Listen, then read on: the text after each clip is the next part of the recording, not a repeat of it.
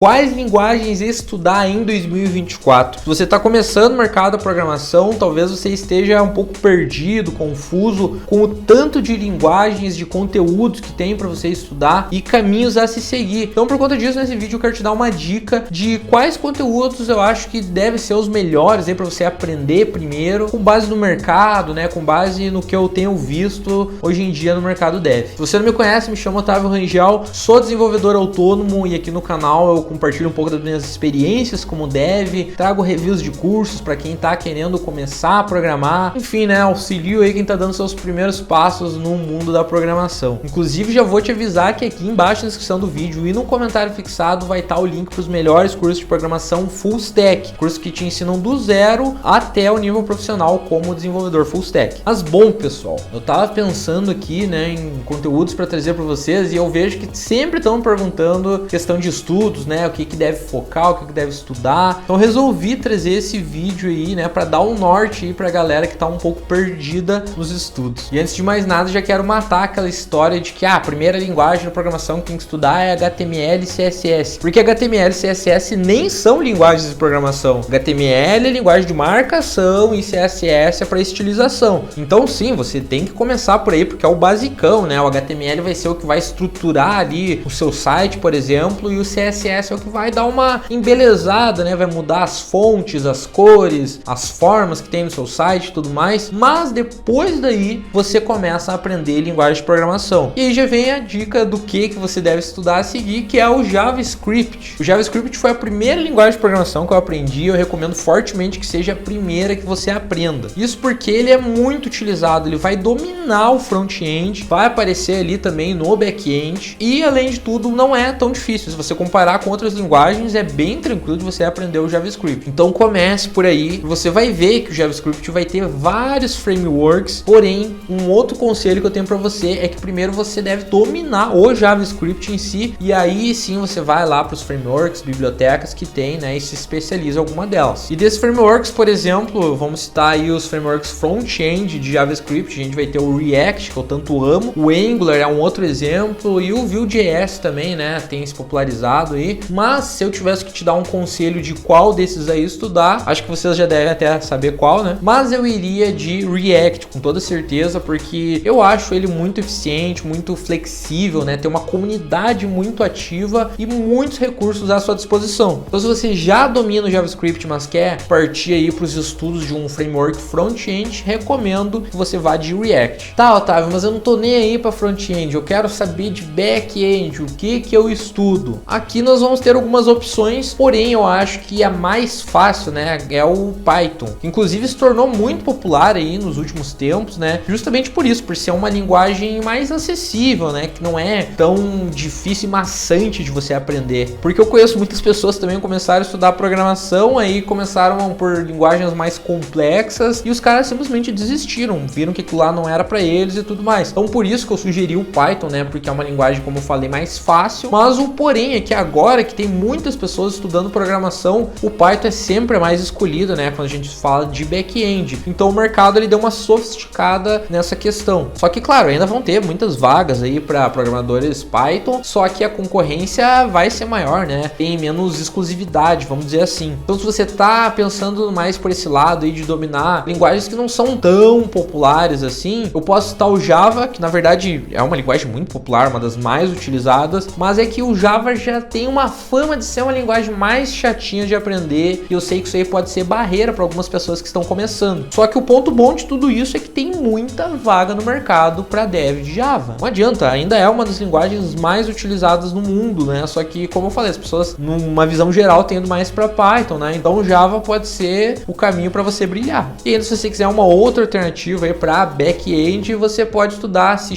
que é também um pouquinho mais difícil, né? Não tem tantas pessoas estudando e é uma linguagem muito utilizada. Só que não adianta, né? Tem muita linguagem, muita coisa, né? Eu recomendo essas aí para vocês. Se você é mais experiente, quer vagas ainda mais específicas, você pode estudar Ruby, pode estudar Golang, que tem se popularizado cada vez mais. Eu acho que para o futuro vai ser uma linguagem que vai ser ainda mais utilizada. Mas isso aí já é para um nível mais experiente, né? Se você está começando, não recomendo que você comece direto por aí. Ah, Otávio, mas na verdade eu quero aprender móvel, eu quero desenvolver aplicativos serviços para celular. Então, Android, Kotlin, iOS, Swift. Vai aí nessas linguagens, dependendo para qual das plataformas você vai querer desenvolver, Android ou iOS. Eu recomendo que você comece, né, por linguagens nativas mesmo, mas depois que você já dominou isso, quer aprender linguagens de desenvolvimento cross-platform, aí eu já vou recomendar para você Flutter, né, que vai utilizar a linguagem Dart, ou até mesmo React Native, que utiliza JavaScript, que, né, se você já estudou no começo, você já vai estar manjando, já vai ter uma noção. Eu sei,